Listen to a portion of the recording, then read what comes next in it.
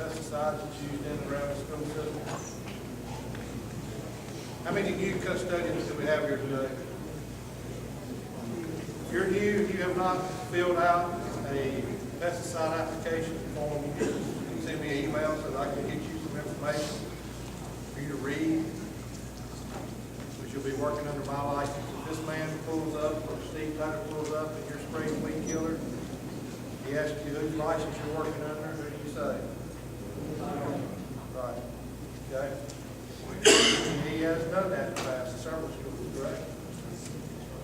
Okay. One thing that I had a phone call last week from the Department of Transportation. Some of the schools that have ditches along the highways or right-of-ways that are spraying weed killer in the ditches. That is a no-no. We have to maintain vegetation in order to keep the ditches from washing, dirt washing down the side of the road. So do not spray weed killer in the side ditches. I know it's going to take you a little extra time to use a weed eater and get in there and weed eat it. Definitely do not spray weed killer in the side ditches.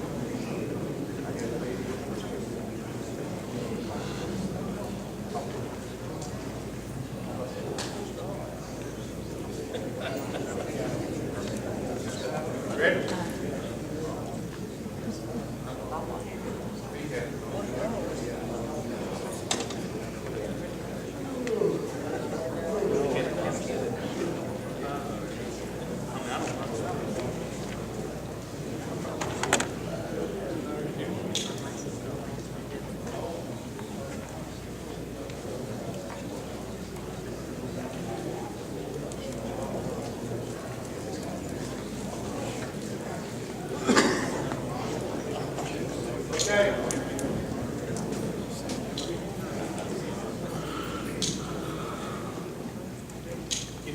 Can y'all hear me okay? Yeah. Y'all good? Can y'all hear me in the back? Okay. I'm probably going to have to stand here while I'm giving this because I don't have something to flip the slides with, except I have to do it here from the machine. But anyway, my name is Eddie Nunn. I'm a pesticide inspector with NCDA. I've been doing that, I think, going on 7 years.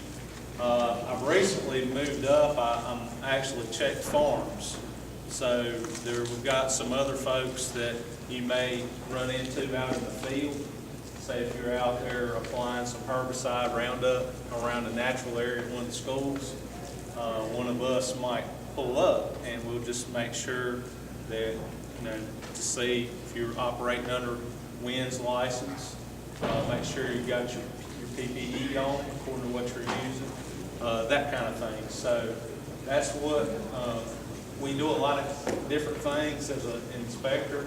We're going to go over some new things and some review things today. So hopefully it won't be too boring for y'all.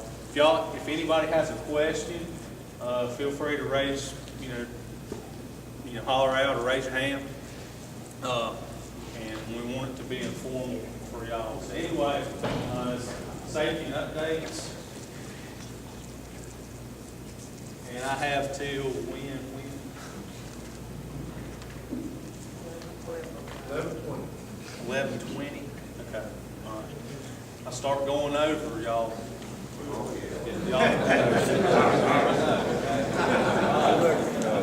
don't have to worry about that. All right. I'm a local guy. I was raised in Randolph County, so I'm local from the area. So there's a lot of folks in here that I do, that I've seen and talked to before. What do we look for during an inspection? There's some different things. Say if we were to roll up and you're out there spraying Roundup, just as an example, there's some different things that we look for. We look for the licensing, of course. What's the license? What type of category is the license under? Wind's got a ornamental and turf, so it shouldn't be a problem there. Is the license in the proper category? Is it up to date? So people with licenses, they have to recertify. They go to certification classes to keep that license up. If they don't do that, they end up having to retake the exam. So it's something very important. Some other things that we look for are applicators being properly supervised. Big question I get, a lot of folks ask me, you know, say if you've got a business on the side, say if you, on weekends, you are in the landscape business and you have employees, just like here in the county school system, Wynn has a license. Y'all are working under his license. In North Carolina, the way it's set up, you can have like one license and then so many, there's no set number of people working under that license. The thing is, if the label of the product that you're using says that you have to use it under the direct supervision of a licensed applicator, he's got to be on site. But most of the products out there that people use don't have that on the label. Like any glyphosate products, they won't say that. A lot of restricted use products that y'all won't be using or shouldn't be using, they may have that claim on the label, disclaimer on the label saying you have to use under the direct supervision. So how it's set up, if he can contact you by phone, that's fine. Okay? Does that make sense? We look at what you're applying, what rate that you're using. Are you wearing the proper PPE? And that's found on the label. And we'll talk about that in just a minute. Okay? This is we can pull up and see if Wynn's license is current. Okay, can this guy right here spray? This is a good example right here. This is what we look at. Okay, his recertification date is through 2018, so he's certified, but his license expired in 2013. So that tells me, well, the way it's set up, a commercial license, say a landscaper, if we were to see this, that tells me that he hadn't sent his money in for the current year. Okay, so we could say, okay, you can't spray anymore. You've got to get that money sent into our office. But if it was in the case of Wynn, just use Wynn as an example, a public operator's license, he would have to sign a form and send it back in. Okay, since he's an employee of the school system. So anyway, it's we look at those kind of issues. Does this guy need to wear more PPE? Yeah. Why? Exposure. Okay, what's he spraying? Skin. Okay, what if he's spraying water? If he's spraying water, he might be wearing too much, right? So, you know, you have to make sure you have to know what he's spraying. Because if he's spraying water or fertilizer, you know, he's fine. I mean, you know, if he's wearing or if he's spraying Roundup, he may not be fine. According to what the label says, this will tell you to wear like a glyphosate product. It'll tell you to wear long sleeves. So he's out of compliance if he's spraying the glyphosate product. So that's a good picture there. Labels of law, and y'all have heard this. Everything that's on that label, the requirements, directions for use, the restrictions are all enforceable under the North Carolina pesticide law. So you got to follow the label. Some things to look for, to be familiar with a pesticide label. I know Randy talked about SDS sheets. These are the actual labels on the pesticide containers. Say the glyphosate or insecticide products that y'all would be using. At the top, of course, is the brand name of the product. You got the EPA reg number, the establishment number on the product. The establishment number is where that product was packaged, manufactured. The reg number identifies that product. It's a sole identifier for the product. I don't know what's going on here.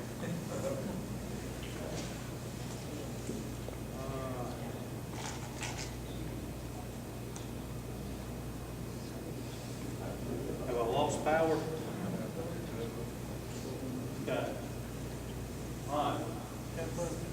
Then we have the active and inert ingredients that are listed on the label. If y'all see right there, that furan, it's furan is the active, and then the inerts, and then a statement, keep out of reach of children, and then the signal word. Okay, the signal word, caution, warning, or danger on the pesticide label tells you how toxic that product is to people. Okay.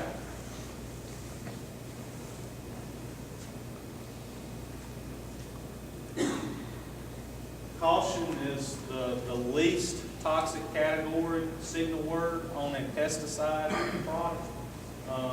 Then it goes up, warning, danger, and then danger, poison. That look like the same pictogram that you would see on the SDS sheet, but this is on the actual pesticide container, the label. So that kind of thing, you know, these are maybe separate entities here. So the statement is broken down on the pesticide label. Well, the pesticide label was broken down into different sections. Cautionary statements is a big section. There's a section, hazards to humans and domestic animals, your PPE, your first aid, environmental hazards, your physical and chemical hazards are found under precautionary statements. And there may be some important information in there. That's why we say always read the label, because it's very important. Sometimes the labels are really long. You peel them out, and they're like, seem like a mile long. But it's very important that you read the label. Like right here, hazardous to humans and domestic animals. You know, this product can cause skin irritation. So you want to make sure that you're covered up when you're dealing with this product. Under the precautionary statements, you'll find every time, 99% of the time, you will find where, what you need to wear for your PPE. Right here, this particular product, you got to have coveralls over a short sleeve shirt, short pants, waterproof gloves, the footwear with socks, chemical resistant headgear, and the apron if you're mixing or loading. So that can be found under precautionary statements. And that's something that we check for. So you don't want to run out there and spray a little bit and think and not, wear what the label says, because that'll fall back on wind and you might get upset. I think I'm about me walking on it. Okay.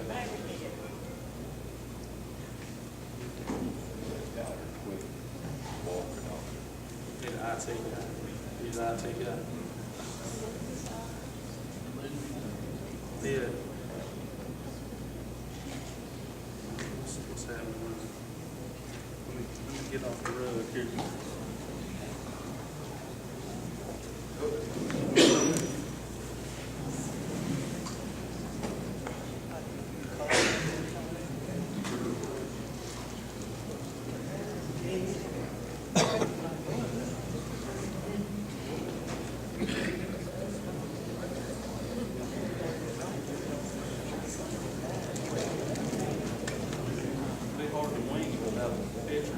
I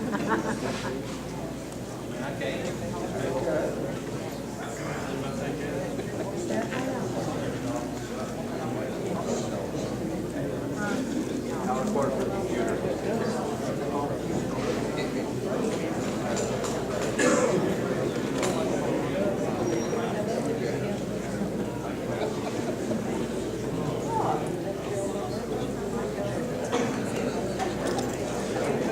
Closer to than I am, Snake.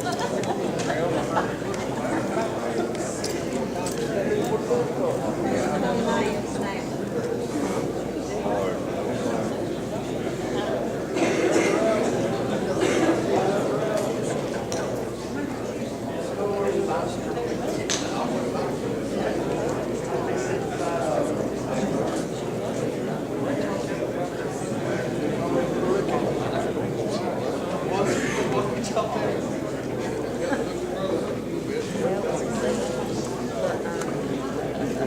The lady in preschool,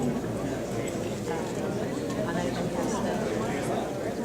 She can't use our phone side stuff. That reaches, she loses so much. It's just enough to do it. Well, she stopped again and Jason, she can't breathe. If we even spray the next one, she can't breathe. We're trying to be out here all the time. So we're talking about the PPE that you find under the precautionary statements on the pesticide label. So you go to that part of the label and find out what you need to wear when you're applying the products. First aid. This is another section under on the label. It goes over the 4 routes of exposure. I think Randy touched on some of this as well. So you want to make sure you read the labels to know what to do in case, say, if you get it in your eyes. If you need to go to the doctor, take a copy of the label and the SDS sheet to the doctor with you, and he can treat you. So anyway, it's very important to know the first aid treatment. It used to be called the statement of practical treatment. Now it's just the first aid statement. Directions for use is another section of the label. Maybe some very important information on there concerning, like right here, this particular product. It's Grazon P&D. It's a product that farmers use to spray broadleaf weeds in their pastures. And what can happen, that product, the residual can stay in the hay and that kind of thing.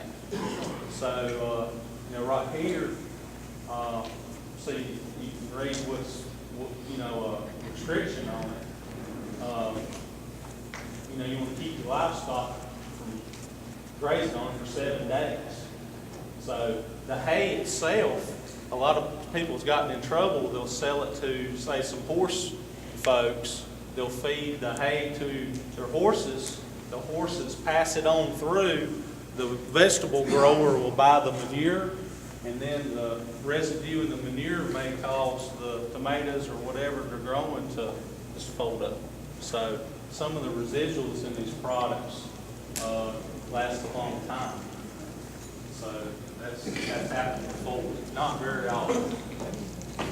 So check the label for PPE. You'll look on there like this particular one, Safari, it'll tell you what to wear. Right there, long sleeve shirt, long pants, gloves, shoes and socks.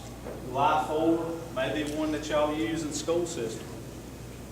It's glyphosate 41%. Right there where the first arrow is, it says applicators and other handlers must wear long sleeve shirt, long pants, shoes and socks. And that's to protect y'all. We don't know what this stuff can do way down the road. If you spray all the time and you're in short sleeves and shorts and you get exposed, over the years, what will that chemical do to you? So by wearing your PPE, it's protecting you. So it's a good thing. Another Quick Pro, maybe one that y'all use, so it's got glyphosate and diclot in it. It tells you what you got to wear. Storing your PPE. don't ever want to store your PPE with your pesticides. And there's really good reasons for that. And we've got some pictures coming up. If you have to wear a respirator, you want to store the respirator and the cartridges away from your pesticides. And you want to clean the respirator after each use. You want to wash your clothes if you've been applying pesticides. You want to wash your clothes separate from your regular laundry. So you don't want to contaminate your other laundry. What's wrong with that picture? Respirator should be in a bag. If you keep your PPE in where you store your products, you know, every time that you walk in a cabinet that you're storing chemicals in, what do you smell? Every time. So if you put your protective stuff in there with that, even though it's convenient, but you're smelling it, is that stuff getting exposed? Yeah, if you smell it, I mean, it's getting exposed. So it's not doing any good to wear that contaminated PPE. So you want to store it separately. Storing your actual pesticides, there's some things, guidelines that you need to go by. Common sense goes a long ways. You want to store it where you won't have any leaks. It shouldn't be cluttered up if the pesticide inspector comes up and wants to walk through it. No unlabeled containers. You don't want to store your pesticides in food, drink, feed, medicine containers. You don't want to contaminate your fertilizer and your seed with your pesticides. You want to keep it locked up so nobody can get in there but you. Shouldn't have any combustibles or like gasoline, your diesel fuel, whatever, should not be in there. And then store according to what the label says. You know, if it says store between 60 and 80 degrees, that's how you should store it. Because if it freezes and thaws out in the wintertime, you got in a place like that, it can affect the actual chemical and mess up the shelf life. So if you have a 5-gallon bucket, you know, you can contain that spill real quick. Just set the bucket right, or the container right in the bucket. Have some cat litter or some sand on hand to contain that spill. And this is a no-no. You don't want to put any excess in like a drink bottle, a milk jug, or like a Pepsi bottle like this. If somebody were to go in there, like say a kid or something, wander in there and drink that, we've got a problem. So it should be in a labeled container.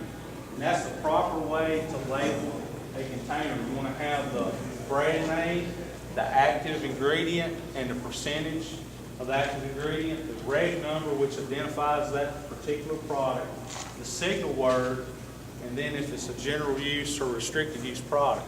And everything that y'all would be using in the school system would be a general use product.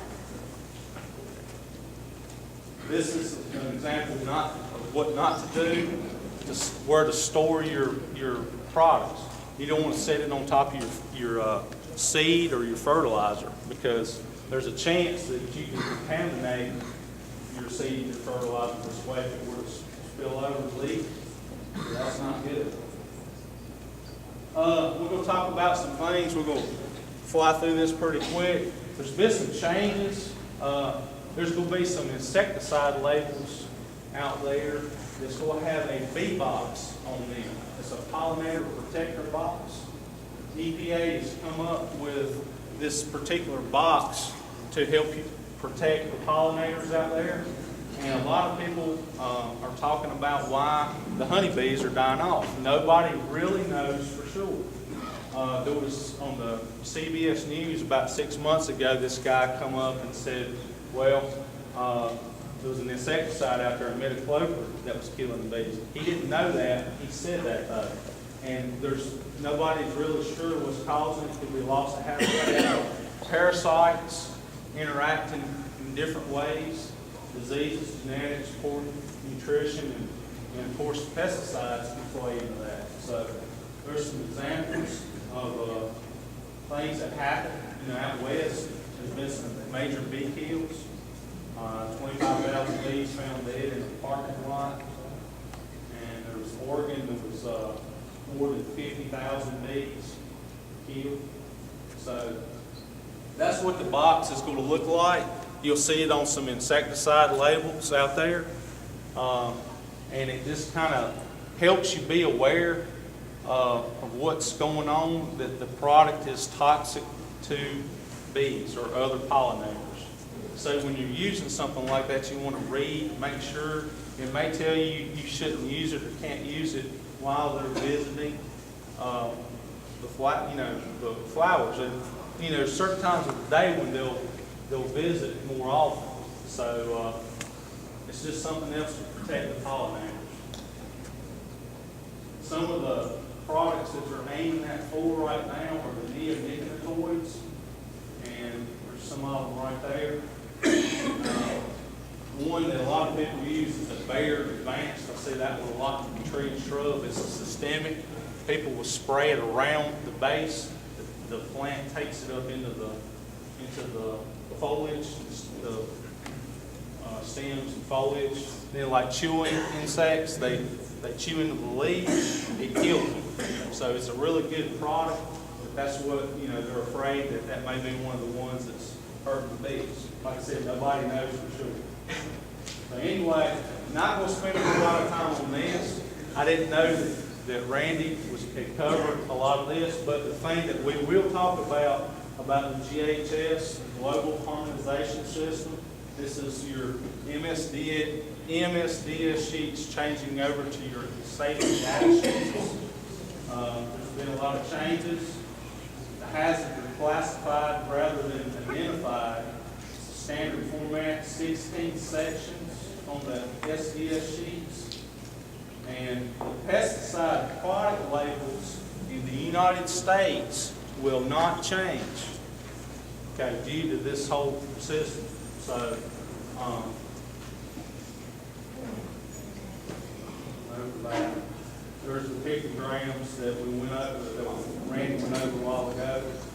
It's supposed to be worldwide. This is on the safety data sheet. So if you have a safety data sheet plus the label, there's probably going to be some differences on the label versus the safety data sheet. So that's something to be aware of. Okay. Another thing too, some products, pesticide registration status and label changes. We're going to talk about the pyrethroids and the rodenticides here. The pyrethroids, say if you go in a store and buy something to kill some bugs around your house, chances are it's going to be pyrethrin or permethrin, okay? Maybe bifenthrin. It's going to have that thrin in it, okay? And what that is, that's a pyrethroid type product. And because there's been some concerns about those products being harmful to aquatic creatures, they've changed some labels. So you want to make sure that you read the labels of those type of products really good, because they've changed, some of the labeling has changed. Some of the ones you'll see out here, like Tempo, the bifenthrin up there in the right corner, all these are the pyrethroid type products. Now the rodenticides, y'all notice how the rat baits and things have changed? Do y'all deal with that in the school system? Any, or does the pest control? Pest control. Okay. The problem with rodenticides, the single feeding type products, like just one bite, they've determined that that stuff's a little bit too dangerous, so they're changing things around. They will change the packaging. As far as a consumer, as far as you going into a store and buying a rat bait, there's not going to be any single feeding type rat baits available to the consumer. No loose pellets, small amounts of the bait. The packaging's going to change. You're going to have a bait station.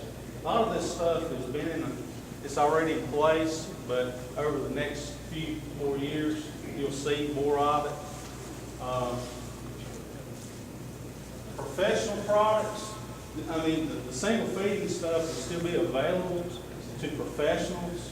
You won't be able to buy that type of product in a consumer retail outlet. But, you know, if y'all have seen your maybe Ramic, you know, you used to buy it in like 1 pound containers, and now it's like 4 pounds or more. So that's kind of the changes in it. Kind of trying to discourage people from buying the large amounts of rat bait. And that's all for safety's sake, because of kids and pets, that kind of thing. So, you can look up, find more information about all that. There's a lot to it. Until then, I mean, you still gonna find the old product out there on store shelves. So just some changes to be aware of.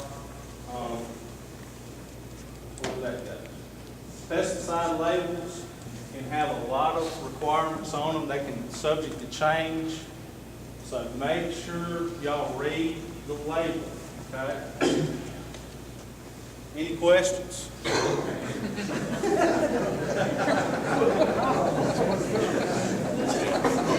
good picture. I get y'all laughing before lunch. That's good. All right.